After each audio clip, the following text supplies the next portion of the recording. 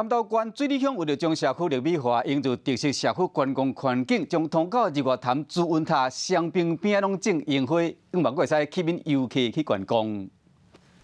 民和社区理事长韩志刚来到社区探位绿潭朱温台一条路，扎几10丛的樱花树种伫咧路边，除了要互环境变水，嘛希望未来这排樱花会当成做民和社区的景点。美化绿化的工作，现在我们继续在进行哈，可能到了2、3年以后，这一条路的景观就不一样了。大家同心，做甲树栽种好势，看到路边种满樱花，台湾单。 社会真肯定民和社区的用心。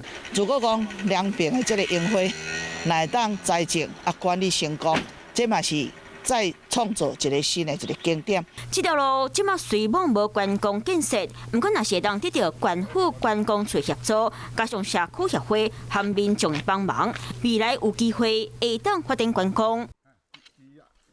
嗨，我是庄宇杰。想要看到更多的新闻内容吗？赶快订阅华视新闻的 YouTube 频道，并且开启小铃铛，跟着宇杰一起看新闻吧。